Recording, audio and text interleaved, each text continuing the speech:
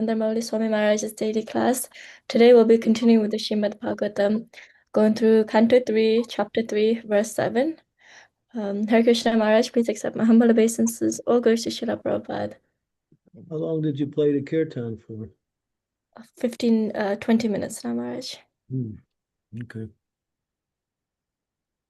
you like me to share the screen? Yeah. Put the verse up.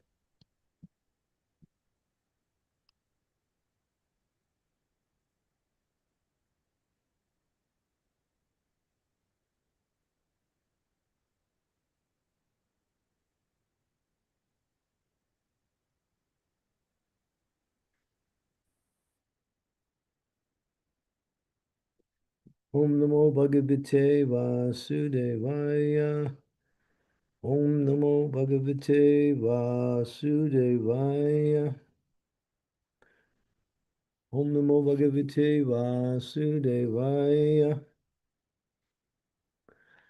Tatahritastan Naradeva Kanya Kujena Drisvaharam Arta Bandhum Daya Sanvam Jagahu Praharsa Vidhanuraga Prahita Valokai. There in the house of the demon, all the princesses kidnapped by Narakasura at once became alert upon seeing the Lord, a friend of distress. They looked upon him with eagerness, joy, and shyness, and offered to be his wives. Narakasura kidnapped many daughters of great kings and kept them in prison in his palace. When he was killed by the Lord entered the house of the demon, all the princesses were enlivened with joy and offered to become his wives because the Lord is the only friend of the distressed. Unless the Lord accepted them, there would be no chance of their being married because the demon kidnapped them from their father's custody, and therefore no one would agree to marry them. According to Vedic society, girls are transferred from the custody of the father to the custody of the husband. Since these princesses had already been taken away from the custody of their fathers, it would have been difficult for them to have any husband other than the Lord himself.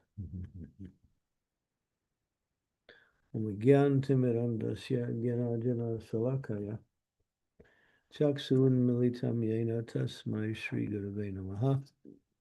Namo Vishnu Padaya Krishna Pastaya Bhutalai Srimati Bhakti Vedanta Swami Niti Namine. Namaste Saraswati Devi Gauravani Pacharine Nirvisesa Sunyavadi Paschatya Satarine. Vancha Kalpatarubhischa Kripa Sindhu Bhacha Patitanam Bhavanebhyo Vaishnavebhyo Namo Namaha. Jai Sri Krishna Chaitanya Prabhu Nityananda Sri Advaita Gadadhar Srivasadi Gaur Bhaktivinoda. Hare Krishna, Krishna Krishna, Hare Hare, Hare Rama, Rama Rama, Hare Hare.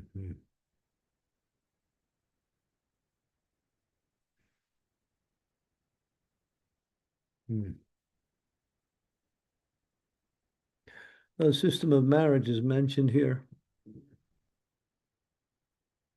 called Kanya Dharma, Kanya Gai. Kanya refers to daughter.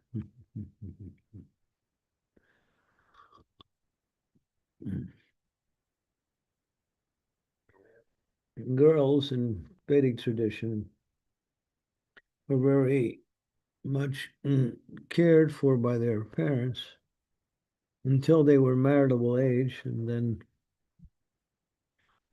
the father's duty was to find a suitable husband for his daughter. And that was considered to be a very important obligation for the father.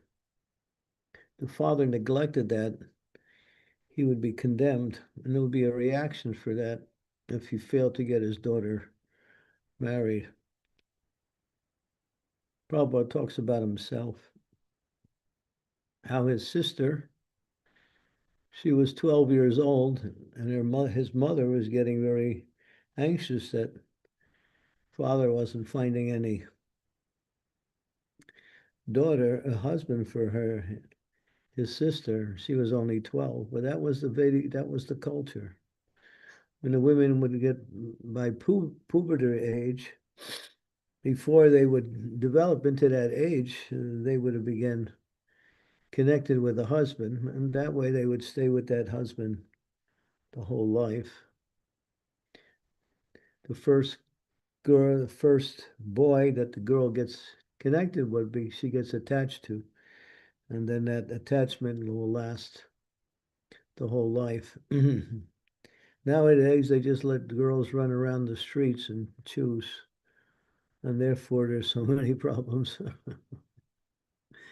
in terms of settling the daughters. Now, I even see there's girls are like in their late 20s, even in early 30s, they still don't have a husband, and they're not very happy about it.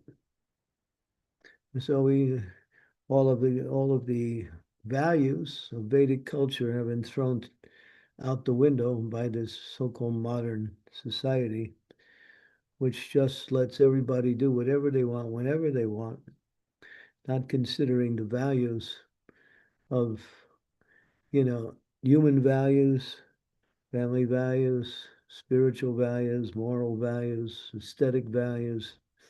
None of these things matter.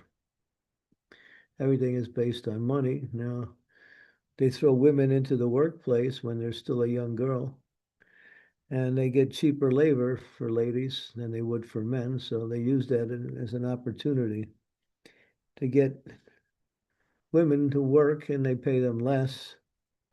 And then they have a workforce, and the women uh, get sometimes exploited in the environment that they work in by their association there.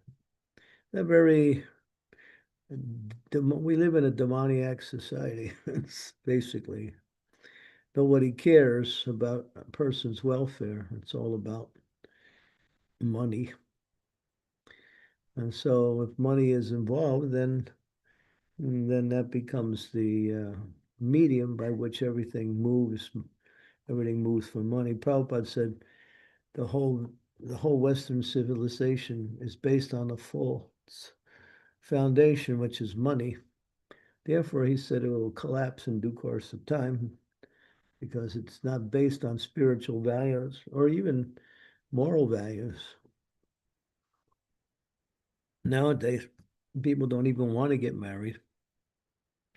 They want to get a relationship, boy, girl, and live together and call it that's my partner or that's my friend. There's no legal document saying they're married, nothing. And that way they say, well, in case the marriage doesn't last, there's no problems. We just move on. We'll just settle. We'll divide up the assets and go on to our next, you uh, program, our next, what would he call it? Plan for happiness. Oh, it's so here, these girls, they had been captured by this demon. And therefore, no one would marry them because they were considered to be polluted because of that. Even if they weren't, they were considered to be polluted because they didn't come from their father, they didn't come in the right way. So therefore, Krishna married them. He killed the demon and saved all these girls, and then they became the 16,108 queens of Dwarka. Uh, there was that one story where during Lord Ramachandra's time, when after Sita had returned back to Ayodhya, after being rescued by Ram and Ravana was killed. There was that one pastime where one man, he was chastising his wife.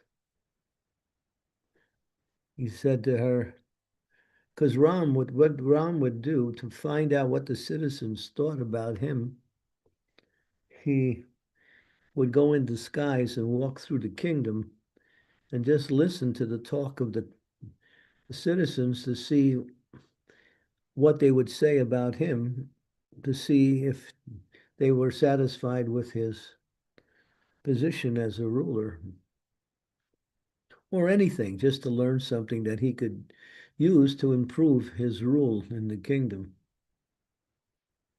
So one time he was walking and he heard this one man chastising his wife. He said, "Where were you last night? You were out all night. I don't even know where you were. And now you're coming back to me and you expect me to accept you back." And he's hearing this. And then the man said, "I'm not like Lord Ram, whose wife was captured by another man and then he took her back." So when Ram heard that, he became a little concerned. And later on, that was one of the reasons why he sent Sita outside of Ayodhya to the ashram of Valmiki Muni, where she was pregnant at the time, but he was thinking, my reputation as a king is being spotted because people are thinking like that. Of course, Sita was chaste, but at the same time, that's what they were saying. Therefore, there was a spot, a blemish on his rule.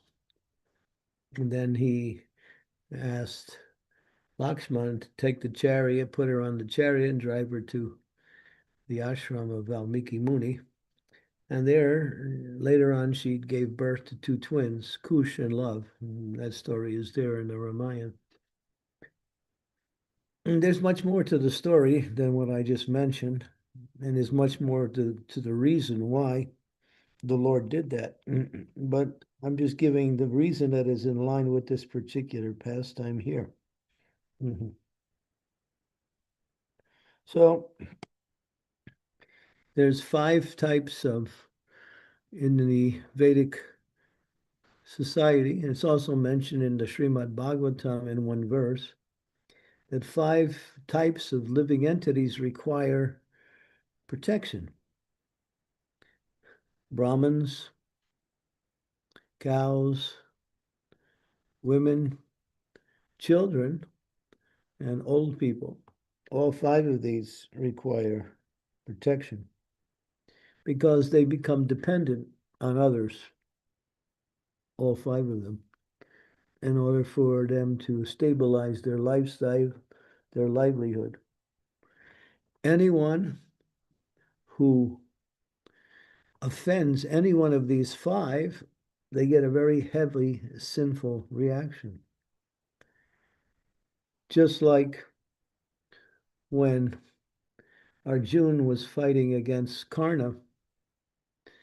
Earlier, it was Karna and Dushashana, the son of Duryodhana, who tried to strip uh, Draupadi naked in the assembly of kings. Of course, Krishna saved her by expanding himself into unlimited sari, so they failed. But they had offended this chaste lady. So when Arjuna was fighting against Karna, Karna fell off his horse. And of course, you stopped the fighting at that time. You allowed your opponent to get back on, and then you begin fighting again. But when he fell off the horse, his chariot got stuck in the mud. So he was trying to pull the chariot wheel out of the mud. And of course, he never thought that Arjuna would do anything. But Krishna said, "Now's the time, kill him." That was breaking Kshatriya Dharma, to kill an unarmed opponent. And Karna never thought that would happen, but Krishna did that because how they offended Draupadi. So when you offend a chaste lady or any woman, then you'll get a reaction for that. Today's society, they don't know how to deal with women who do the wrong things. They also have jails for ladies. Women should never be put in jail. I preach in jails, so I know there are women jails, and this is cruelty. Women who commit crimes should be corrected. There should be some corrective action, but punishment, no. Women are never to be punished in any age because they're subject to do the wrong thing because of their nature, unless they are given guidance and protection by a superior. That's why it says a woman has to be taken care of by their father up to the age of marriage, by their husband during marriage. And if they live beyond their husband's life, then the eldest son in the family or some qualified family member must take care. Nowadays, they send old people to the old age home, and that's another form of punishment. They remove them from the family because family members don't want to take care of the family members who are old anymore. They think that restricts their own life, and therefore they just hire these homes and throw people into it, old people, women, and then that's the solution. But that's not a solution. That's another form of exploitation and punishment. So yeah, so these five categories of people: cows, Brahmins, women, children, and old people should always receive guidance from protectors or from the society in general. They're not to be exploited, they're not to be punished, even if they make some mistake. But with proper care and guidance, they won't make mistakes, but nobody cares. Now, just like the UN, I was listening to a UN spokesman. He was a spokesman for the United Nations. And this was about a year ago. He was speaking. He said in the year 2023, 8 million children disappeared from the planet, and nobody knows where they are. They're gone. Can you imagine? 8 million. That's the size of the country of Austria. In other words, it's huge number. 8 million children.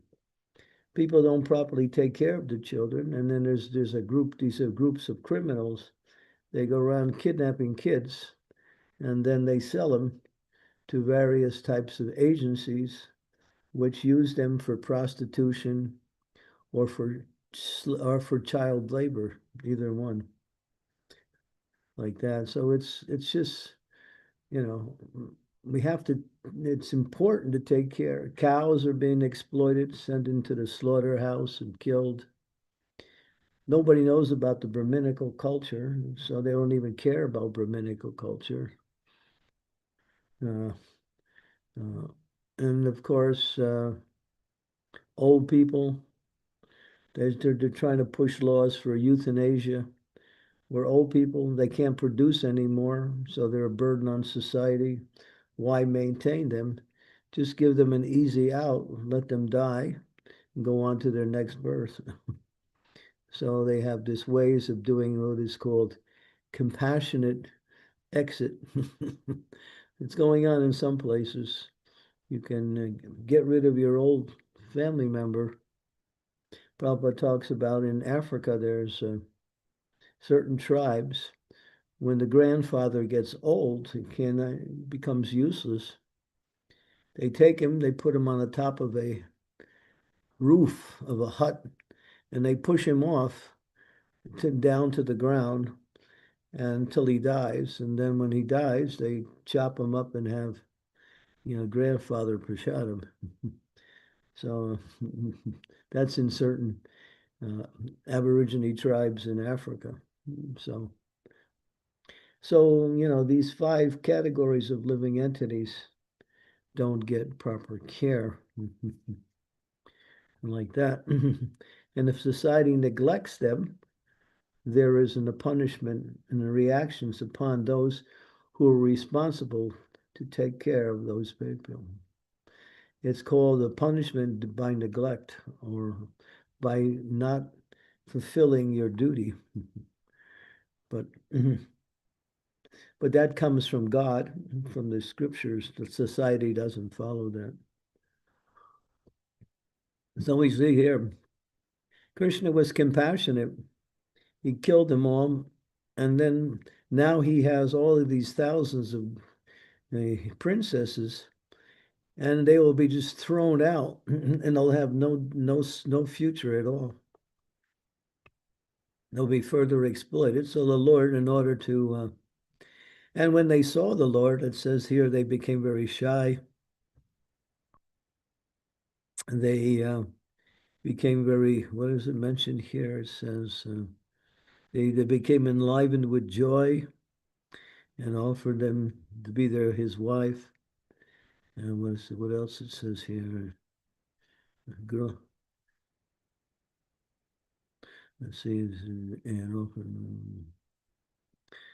But when he was, let's see, what to say? Yeah, they became eager, shy, and joyful upon being given the chance to become the wife of the Supreme Personality of Godhead. And then later they became the queens of Dwarka. So Krishna is very kind. Okay, so here's a little bit about Vedic culture, neglect of certain categories of living entities that require care, attention, and yeah.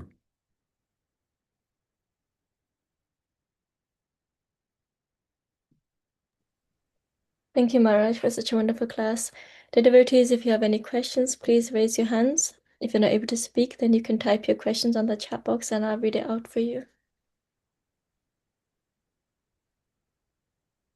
Sometimes it's mentioned that girls who live in the temple, they may be living into the ashram, they don't have any husband, they may not have relations with family members anymore.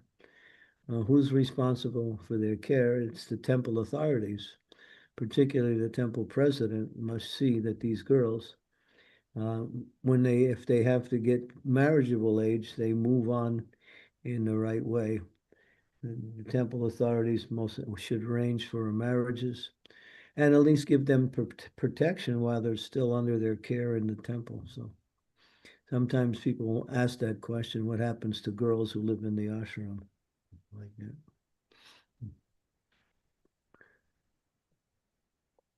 Thank you, Maharaj. While we're waiting, I'll ask a question.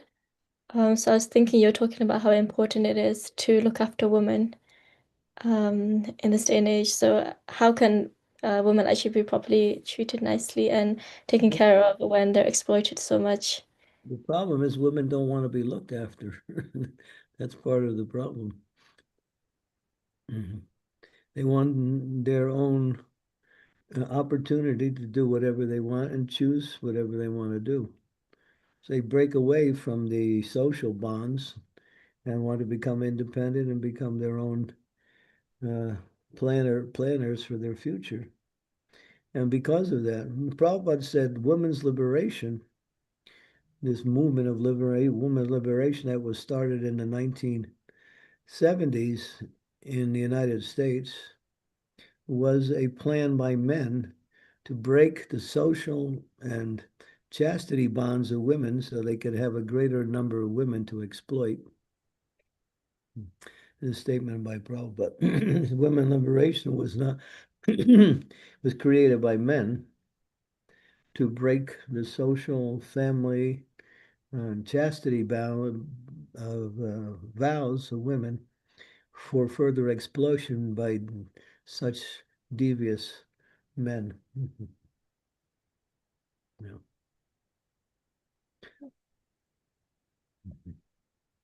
Thank you, Maharaj. We'll go on to Sridevi Mataji. Would you like to go ahead and ask a question? So the answer to your question is Yeah, it should be there, but even now women don't want it. They want to make their own choices. They do want to do what they want. And they've been ingrained to think that that is better, that is freedom. But if you want to exploit a woman, it's very easy. Very easy to exploit a woman, at least young women or women in general. All you have to do is be exceedingly kind to them, and that gets their favor, that gets their feelings of attraction. And men know that. Just be kind to women, get them to the point of getting trusting you, and then they exploit them. Women are susceptible to kindness, and that's natural. That's their nature. But these men play these games of kindness in order to exploit women. So you have to be careful. This is a warning to the ladies. The guy is being kind to you, be careful.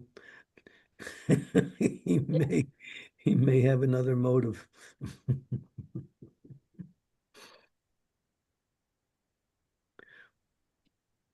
Smaraj, thank you.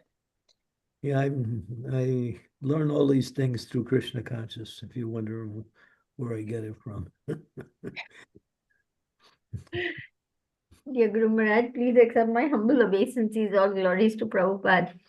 This sensitization of these issues which needs to happen is not there. That's why all these problems are there. I remember when I first went to America, I was so surprised to see all the young girls just running around. So I remember talking to one mother and I said, your daughter is now turned 18. How about finding a nice boy for her? Because, that's what most Indian mothers do. The next thing you know, they start matchmaking.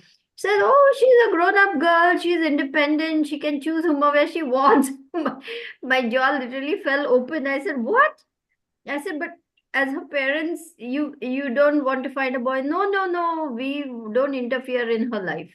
That girl went on to have an illicit relationship, had a child outside wedlock. Then, after which she broke up with the boyfriend, there was a big fight. All kinds of things happened to that poor girl. I know because I lived in New Taliban. Then the boy went and married another girl. And then there was a tug of war because custody and this. It was just absolute pitiful condition for this girl, Guru Maharaj. So when I see that we have no idea of how girls are to be raised, how they have to be get married properly, all these things, I think so much education needs to take place at so many levels so that even parents become aware of their responsibilities and train the children nicely, both boys and girls, like that. Yeah, I'm going to throw a monkey wrench into the whole thing right now. Okay. And the monkey wrench is some people say, well, yeah, if women choose, their marriage is likely to fail. And even if they don't choose and the parents arrange it, marriages fail also.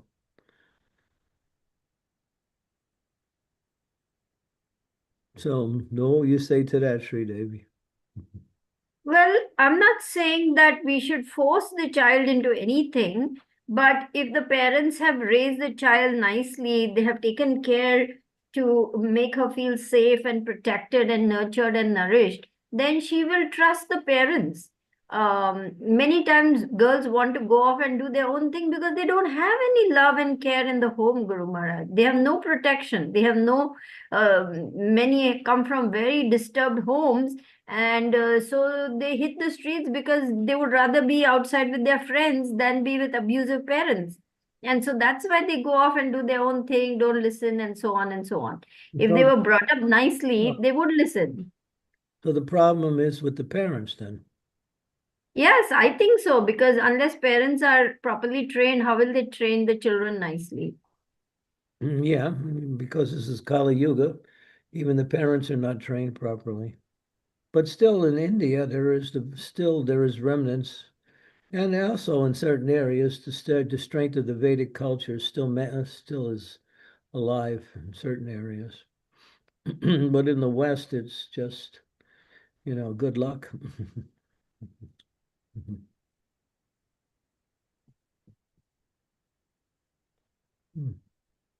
Is that okay, Shridevi Mataji? Yeah, my sister, she went through 3 husbands. What thing? Yeah. And the first one was arranged. The second one was her choice. And the third one was also her choice. The first one, the guy was I don't know, it was a devotee, but he uh, became a little irresponsible.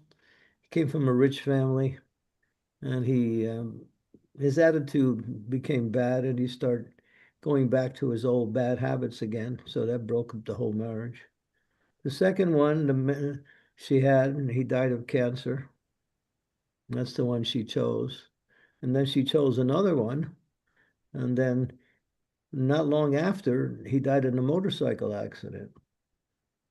So I told her, I said, stop killing all these guys. Just stop.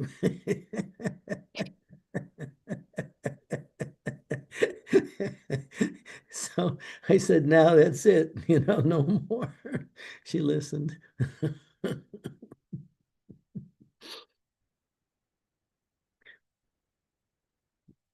Krishna didn't want her. Krishna wanted her to be Krishna conscious and not connected, because these other two, after her marriage in Krishna conscious, they weren't devotees. That was the situation. And that's another problem, getting married with people who have different likings in life, and then it becomes um, tension, trying to practice your Krishna consciousness and at the same time satisfying your husband, who either may not be against it, but at the same time is not for it at the same time. That's another torture, Guru Maharaj, because it's so difficult then. They have no understanding of Krishna consciousness, their value systems are different, their inclinations, their desires to enjoy in their spare time with all kinds of questionable activities makes it so hard for the person who's And trying to then, practice Krishna consciousness. and the result is that women are very, very cautious now, knowing the history of others in choosing their husband. So they become very, very, very, what we say, uh, Picky. picky, yeah, but at the same time they've lost faith. Mm. Yeah. Mm. Yeah, yeah. It's a sad thing, because when the women are not taken care of by the society, the whole society goes to hell. Varna Sankara. And that's the whole thing about Bhagavad Gita.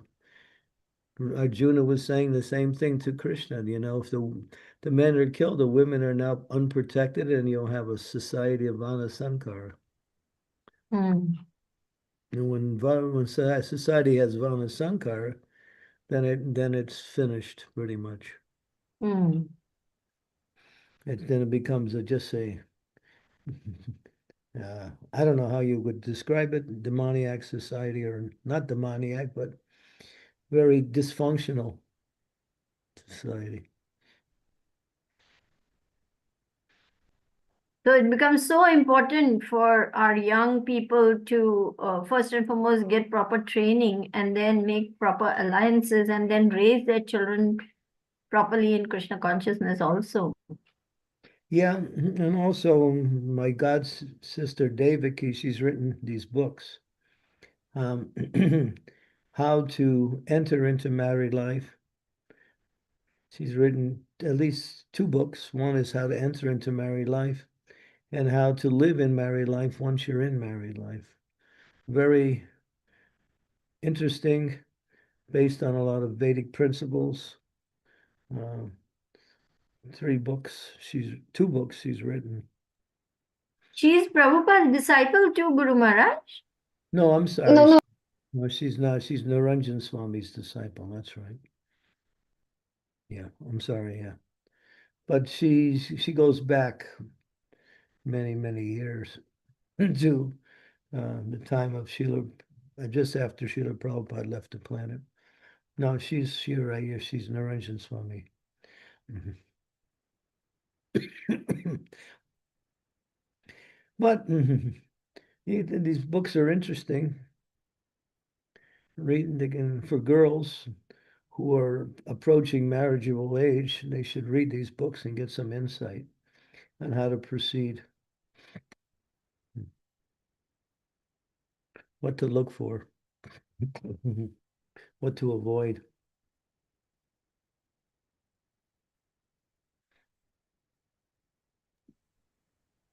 We got Shiv Kumara there. He's Shiv Kumar Prabhu. mhm.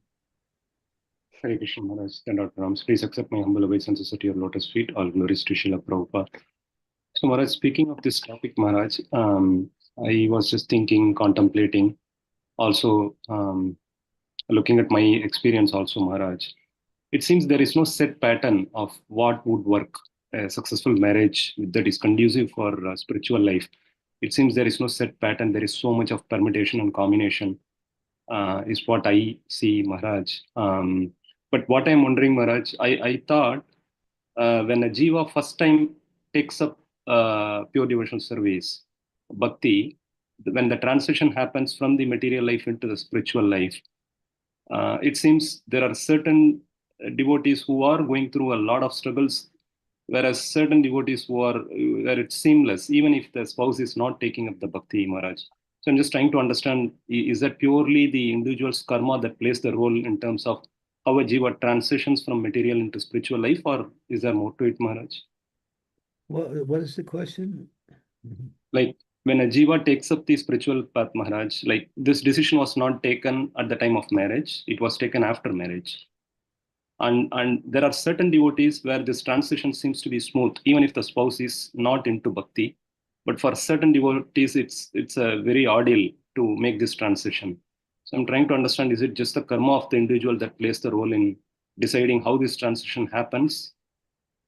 Not necessarily. There's a procedure how to do things, and there's certain principles that allow that procedure to develop properly. If these things are not followed, then you may get a different result. So we're now in our society, we're trying to train boys and girls to prepare themselves to enter into married life as devotees, Hmm. Hmm. And so there's some effort to develop educational programs. But we're a little bit late. Hmm.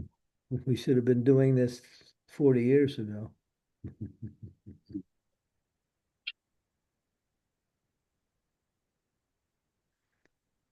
Hmm. Okay.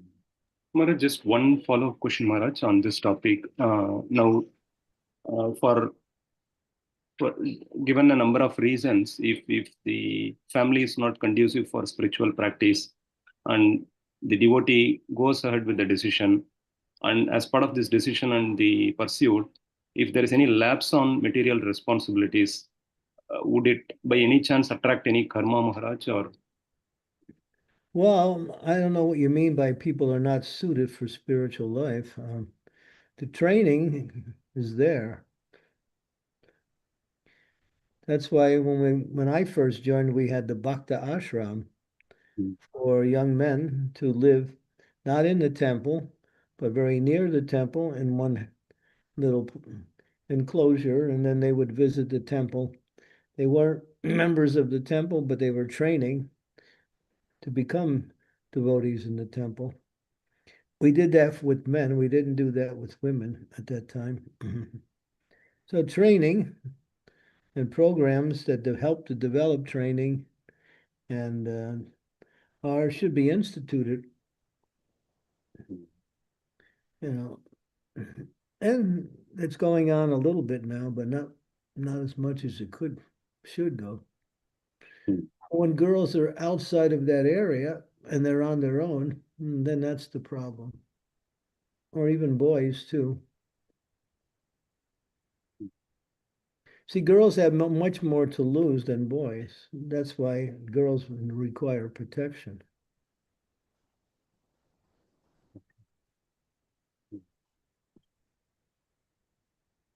Okay. Thank you. And a girl matures faster than a boy. Hmm. A girl of 16 and a boy of 21 are the same age. Okay. Hmm. Boys never grow up.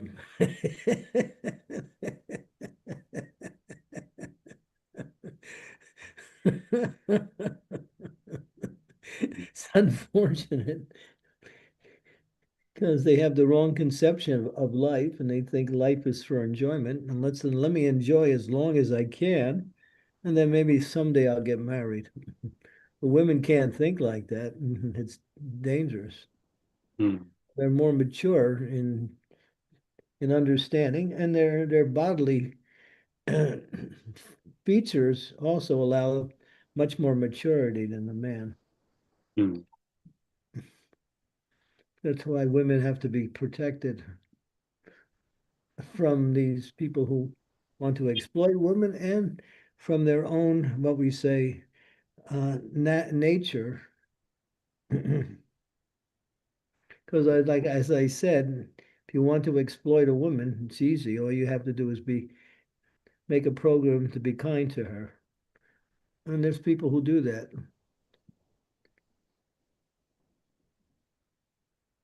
But women they can see that too. If a guy is like that, then they know this guy has another motivation.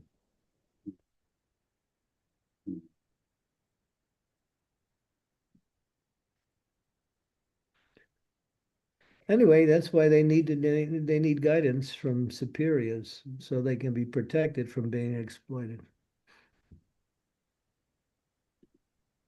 And girls should adhere to senior ladies for guidance and for also for care too. That's what Sri Devi does. She takes these girls who come to her.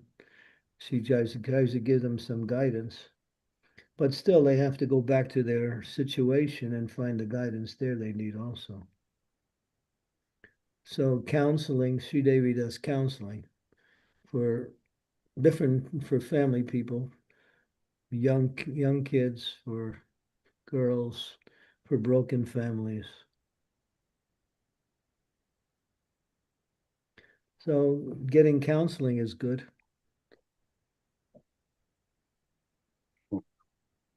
It's needed. Is that okay, Shiv Kumar Prabhu? Yes. Thank you. Thank you, Prabhu. Rishaba Prabhu, would you like to go ahead? Gurudev Vaishnavas, please, if I can just ask Maharaj if you can open the door just that I can continue with my service. I apologize for inconvenience. Well, give me a minute. I have to let him in to do his service. Okay. Okay.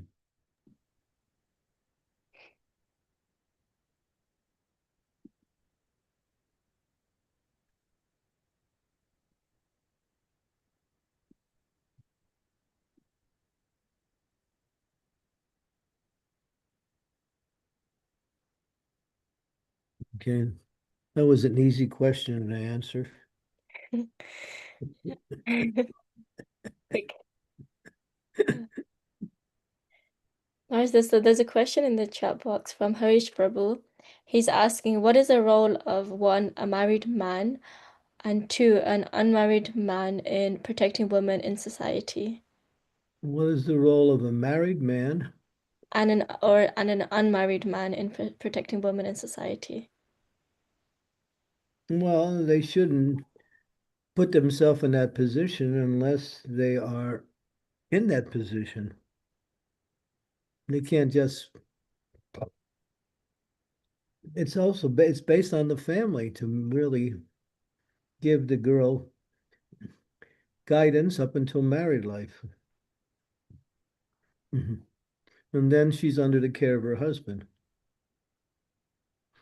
So choosing the right husband, maybe even if girls don't want to allow their parents to choose the husband, they still should take advice from their parents in making that choice themselves. There was one devotee, I knew him very well. His sister wanted to marry this one boy. The boy was not a devotee. And the father kept saying, no, this is not going to be good for you. You shouldn't marry someone like that. But she was determined. But then at one point, I was inquiring about the situation, and the boy who was her brother, he said, yes, she actually listened to her father and she gave up that relationship. So that was good. The father didn't really have a final say, but he was giving advice because she wasn't willing to accept, his words. But then she was listening to his advice, and later on she realized that that advice was the best advice. So that's an example of, even if the girl doesn't want to follow, still the parents should give advice. Not force, but advice.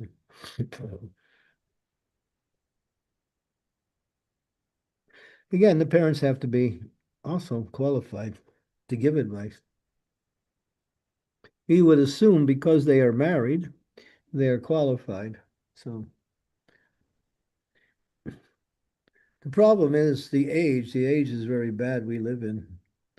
So the age, the main defect in this age is not accepting authority. Kali, personification of the age of Kali, teaches everyone, don't follow authority. Choose your own way in life. You are intelligent. You know how to do things. You can make your own decisions. No need to listen to parents. No need to listen to elders. No need to listen to anybody. Make your own choice. So that's Kali's trick in getting people to take up sinful activities. Anti-authoritative. And you see that even today. People don't want to join spiritual organizations because they think it's authoritative.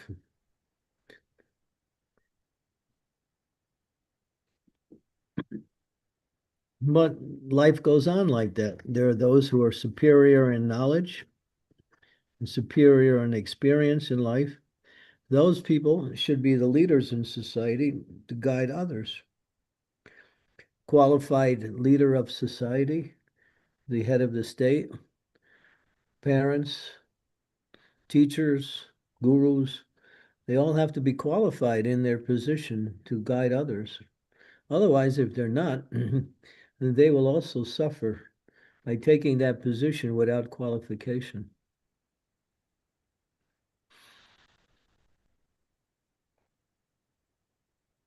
Yes, Maharaj. There's another question from Harish Prabhu. So he's asking, familiarity breeds contempt. When I get married, I am going to start getting familiar with my wife, and the chance for disrespecting her, I would think, would naturally increase. What can I do to ensure I do my best to maintain respect, at least most of the time in a marriage? What can I do to reinforce the idea that my wife is for Krishna's pleasure, not just an idea but a principle I live by? No, you adopt that mode of thinking. This person who becomes your wife it's just a label, your wife. She doesn't belong to you. She belongs to Krishna because she is not that body. She's a soul in the body, and all souls belong to Krishna.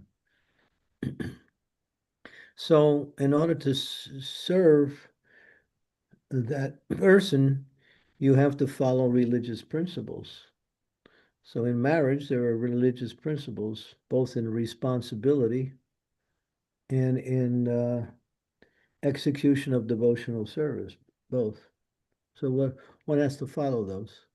And one has to adopt that understanding that all living beings belong to Krishna. It's not my wife or my kids or my husband. These are parts and parcels of Krishna who've been given me the responsibility to serve them and to care for them. So it becomes a responsibility, it becomes a service to Krishna. So if you serve in the family nicely, it's a service to Krishna. Maharaj, she's asking for a follow-up question. Where is a good place to learn these principles about marriage? In Prabhupada's books. But again, I mentioned Devaki. She's also a great devotee. She writes, preaches, travels, and deals with all of these things. She has put out a book. I can't remember the names of the books. Maybe Sri Devi can remember the books. Or somebody who's got her books.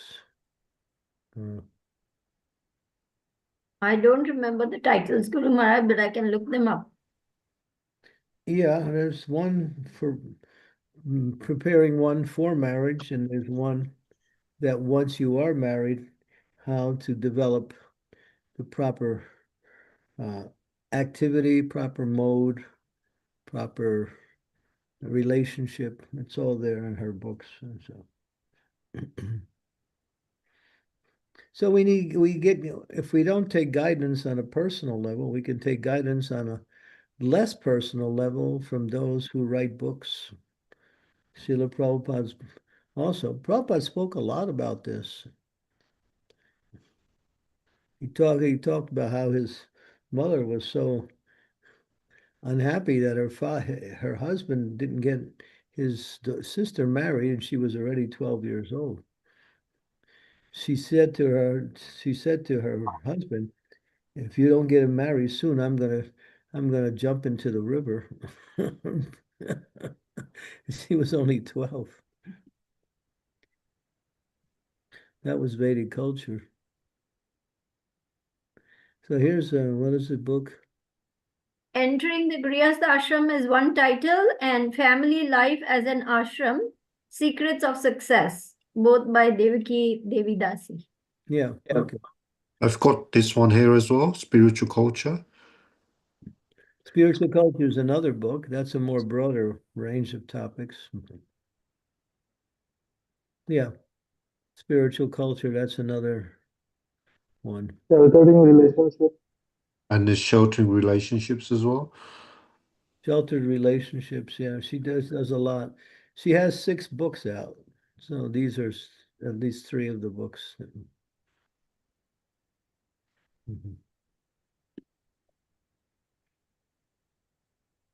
Thank you, Maharaj. Amrita Mataji, would you like to go ahead and ask a question? Hare Krishna Guru Maharaj, my humble obeisances, all glories to Srila Prabhupada. So Guru Maharaj, not recently, but in couple of months, I was just in contact with some boys and girls who are like about to enter into the Grihastha Ashram age. And this is my observation that girls these days, they lack a sense of security from the boys they're looking towards, and they basically the security and protection, they do not find it quite obvious, and that is why they're very confused to choose the partner. Yeah. And at the same time, if we look upon to the boys,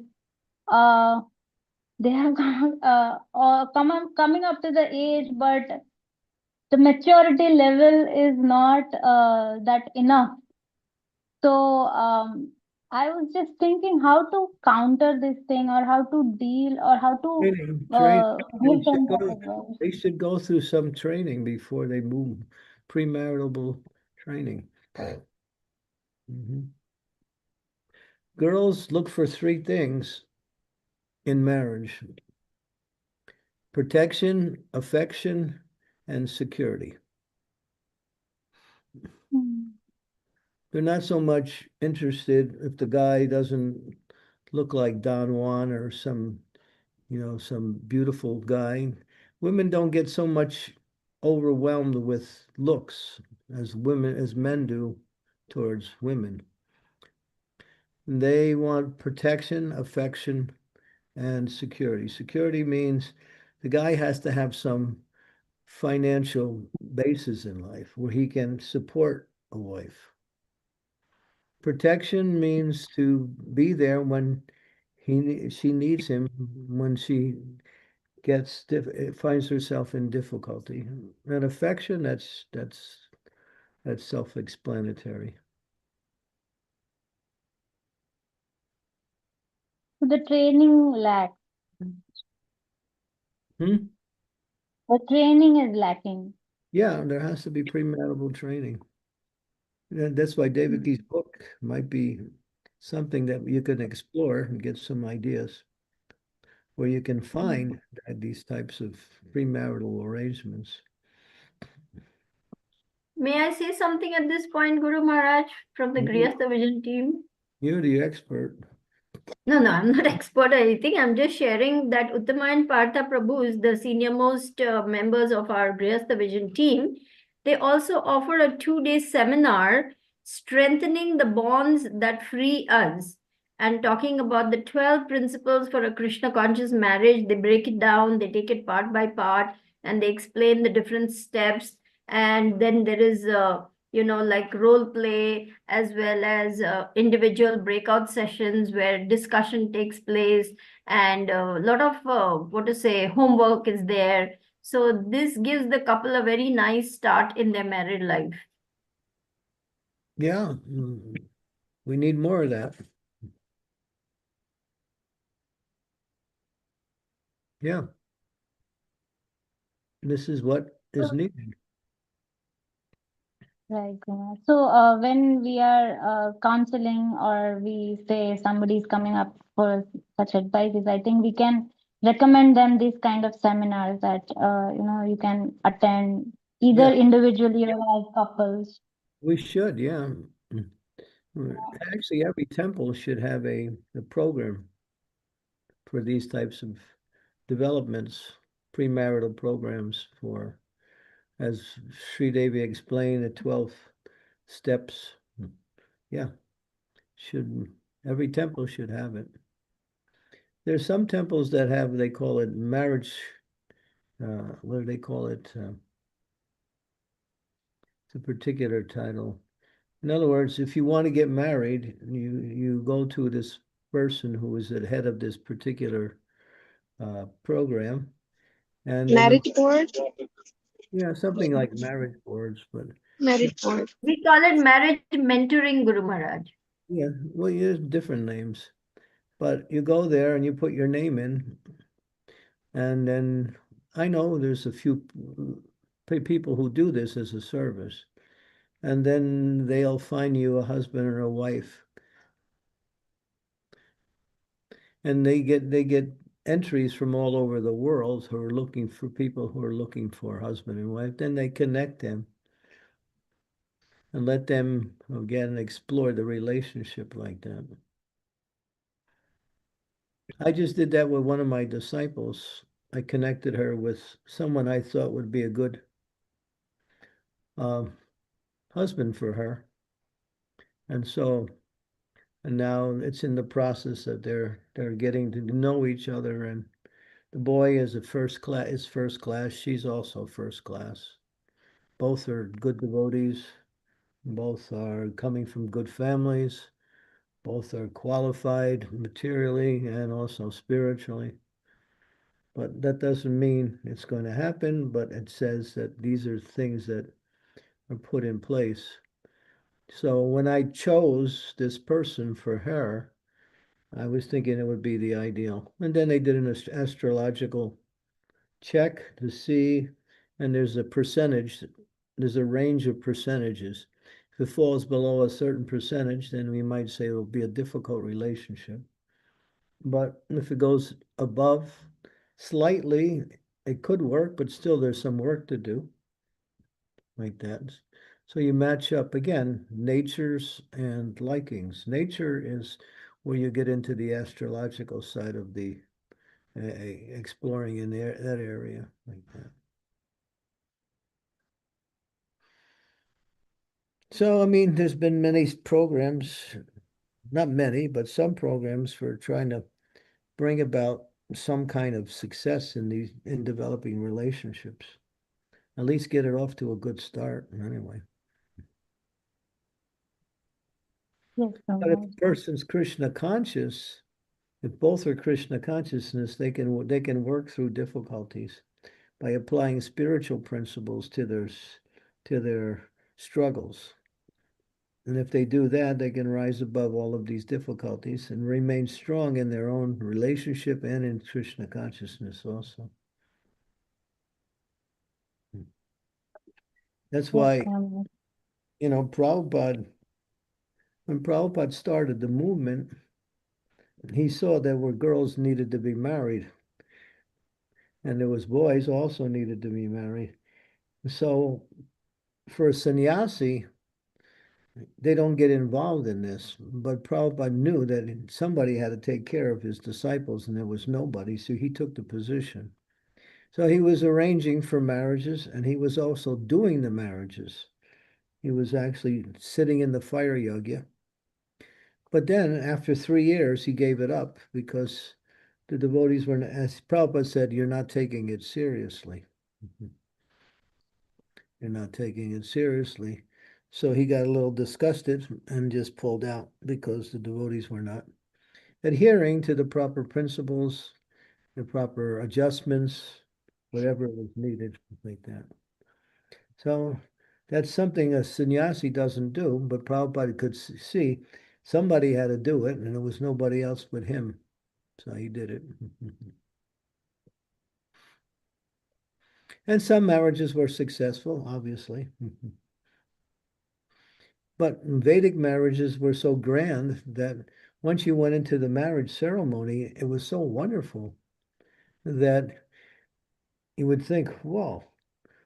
Nowadays, people in the secular world, they go to, if they decide to get married, which most of them don't do, they go to some chaplain, some priest, and they get a piece of paper, they say a few words, sign a thing, and that's it. I was just at a marriage of Rinda's there. She's smiling on the bottom there. Haribo, Rinda. She just got married. I was there on the 20th of February, and I was there at her wedding, and it was great. We had kirtan, nice prasadam, people giving blessings, and it was, it was a mahotsava. It was a festival. And then they went through the whole Vedic ceremony, and the priest was very qualified, and he did everything nicely. It was nice.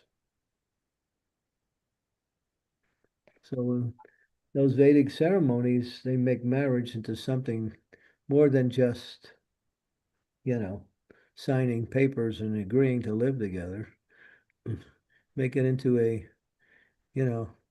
something that is so important, so sacred, so traditional, so spiritual, that people, when they enter into that relationship, they have a nice start simply by the ceremony.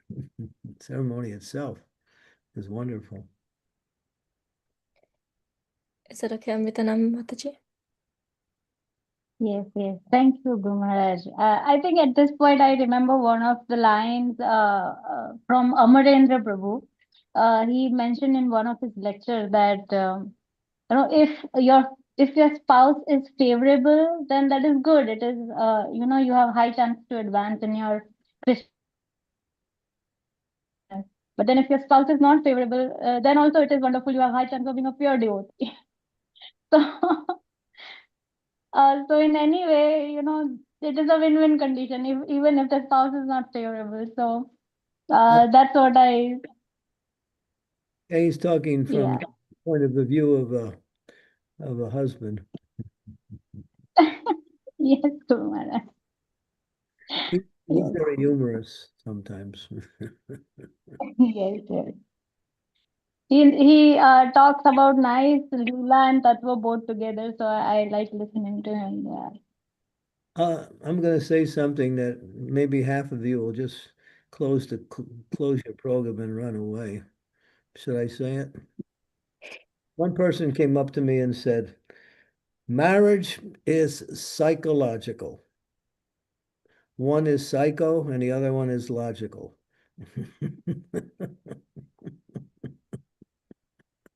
So then we leave it at that to figure out which one is which.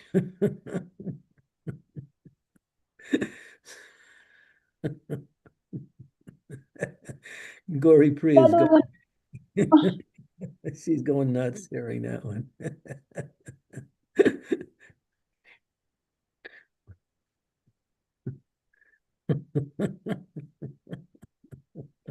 So anyway, it has nothing to do with making good relationships anyway. It's just a humorous statement. Thank you, Mataji. Thank you. Mara, so we only have 5 minutes left, so we'll take 2 last questions from Sakshi Mataji and Raj Prabhu. So Sakshi Mataji, would you like to go ahead? Yes. Thank you, Mataji. Hare Krishna Guru Maharaj. Please accept my humble obeisances. All glories to Srila Prabhupada. Thank you for this session, Guru Maharaj. It was really much needed. And my question is, like in the previous ages, I have read in Bhagavatam that a boy, suppose he is from a Kshatriya class, so he's not supposed to marry a girl from a higher class, like Brahminical class. So is it still applicable for today's generation? That's mentioned in one pastime in the Srimad Bhagavatam. But yeah, that's how marriages were chosen very precisely. They would marriage according to their swadharma also. Brahmins would marry Brahmins, Kshatriyas. The story of, what was his name? That one in the 9th canto, I think it was. He had 2 wives. One was Samistra and King, what was his name? Samistra and Devayani, that's right. Samistra was Brahmin and Devayani was Kshatriya. And he married both. Let's see. King, what was his name? Famous king. He had some son, Maharaj, Yayati Maharaj. King Yayati, yeah, right. Yeah, so we saw how the different wives related to him. Mm.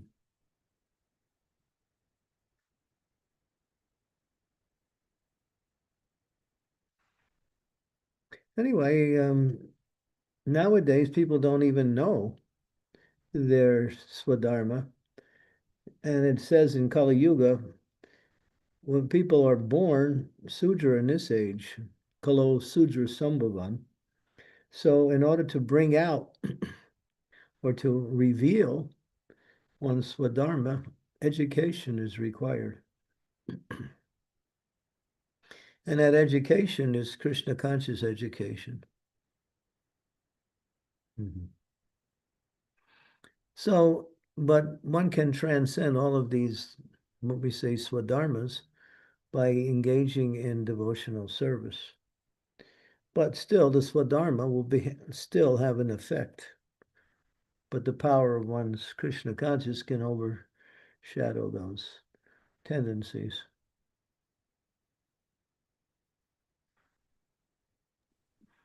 Is that okay, Sakshi Mataji? Yes, thank you so much, Guru. Thank you. Raj Prabhu, please go ahead. Hare Krishna Guru Maharaj. My question is already answered. I had similar question what Sakshi Mataji asked, that in India there is this caste system and people used to avoid marriages not in their caste. They used to prefer partners in the same caste. So it had to do with culture. They must be from same financial background, culture, caste, same traditions. So all these things are important according to our discussions also. They're not absolute principles, but they're considerations. That's all. We have one devotee who's been married. His wife, she came from a very highly Vaishya family.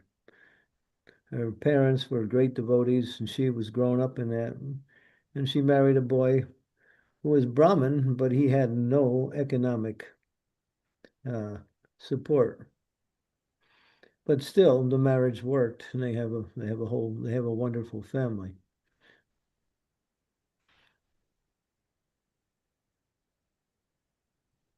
So it's a consideration, but it's not an absolute principle. In other words, you can, under certain circumstances, one can get beyond the considerations, but Krishna consciousness is the medium by which to do it.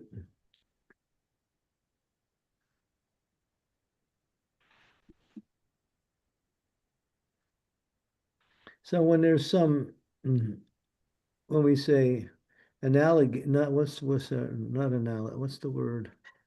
Some anomaly in the relationship.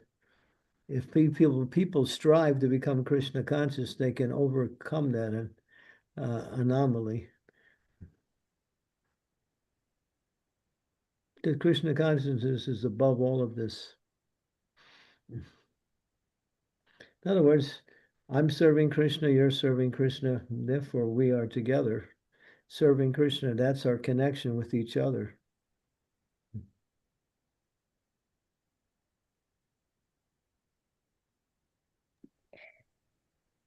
Got it, Maharaj. Thank you so much. Thank you, Prabhu. Okay, Srijana. Maharaj, would you like to end the class here? We just reached 1 hour, 15 minutes. Is that okay?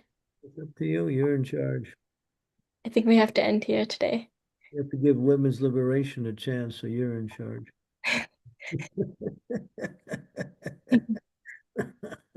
Thank you, everyone, for joining today. Thank you, Maharaj, for such a wonderful class. We'll see you all tomorrow. Srimad Bhagavatam ki jai, Srila Prabhupada ki jai, His Holiness Candramauli Swami Maharaj ki jai. Jai. Hare Krishna Guru Maharaj. Hare Krishna. Hare Krishna. So much, Guru Maharaj. Hare Krishna. Thank you, sir. Thank you, Guru Maharaj. Thank you so much, Guru Maharaj. Hare Krishna. Thank you, Guru Maharaj. Hare Krishna. Thank you, Guru Maharaj. Hare Hare Krishna. Krishna. Tomorrow for God Purnima, Guru Maharaj, what instructions you have for us? Lord Purnima, hear and chant the glories of Lord Chaitanya and his associates. Thank you, Guru Maharaj. Sing the song in glorification of Lord Chaitanya. Sing some bhajans. That's very nice. We've been singing here in Ljubljana every day. We're singing this Sachi Sutta Astakam as a prelude to the class. Just fill your mind and fill your day with Lord Chaitanya. And have kirtan. Like here in Ljubljana tonight, we have a kirtan program, and it's going to go on till 5 o'clock tomorrow morning. So we're going right straight through the night doing kirtan here.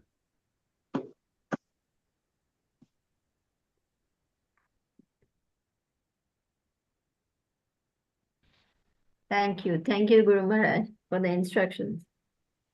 Hari, Hari, Yeah. Hari, Hari, Hari, Hari. Thank you, Maharaj. Thank you, Guru Maharaj. Hare Krishna. Thank you, Guru Maharaj. Hare Krishna. Hare Krishna. Thank you, Srijana Mataji. Hare Krishna. Krishna. Hare Hare Krishna. Krishna.